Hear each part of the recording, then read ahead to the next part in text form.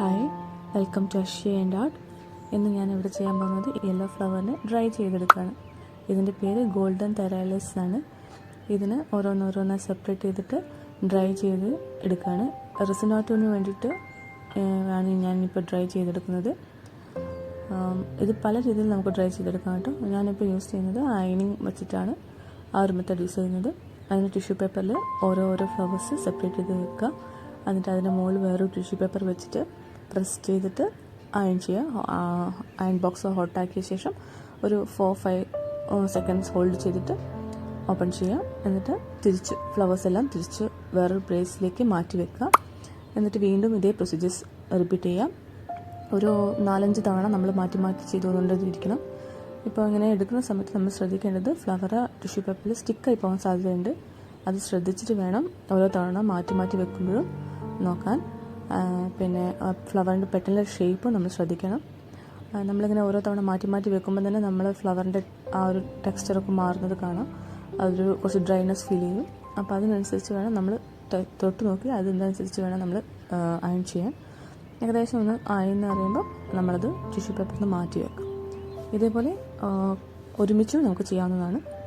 ഒരുമിച്ച് ഫ്ലവേഴ്സ് ചെയ്യുമ്പോൾ ശ്രദ്ധിക്കേണ്ടത് ഫ്ലവേഴ്സ് ഓവർലാപ്പായി പോകാതെ ഒരു പൂവിൻ്റെ മുകളിൽ തന്നെ വേറെ പൂ വന്നു പോയാൽ അതിൻ്റെ ഭംഗി നഷ്ടപ്പെടും.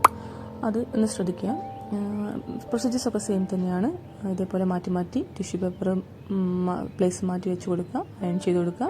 ഒരു 4-5 തവണ മാറ്റി അയൺ ചെയ്യുക. ഇലകളും നമുക്ക് ഇതുപോലെ തന്നെ ചെയ്യാം.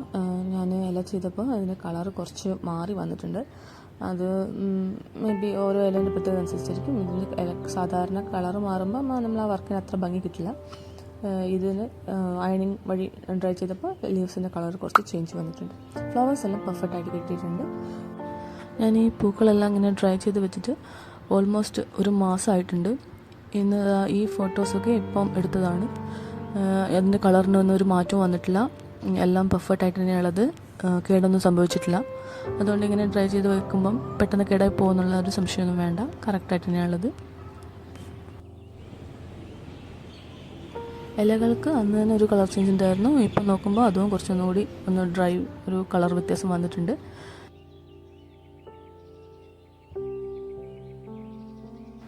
ഇങ്ങനെ അയണിങ് മെത്തേഡ് വെച്ചിട്ട് ഞാൻ കുറച്ച് വേറെ പൂക്കളും കൂടി ഡ്രൈ ചെയ്തെടുത്തിട്ടുണ്ട്. അതാണ് ഈ പൂക്കളെല്ലാം.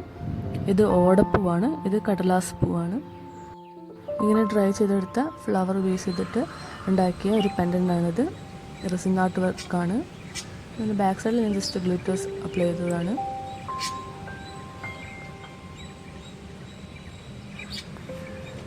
ഈ ഗോൾഡൻ തെറാലിസ് കൂടാതെ ജാസ്മിൻ വെച്ചിട്ടും പെൻഡൻ്റ് ചെയ്തിട്ടുണ്ട്.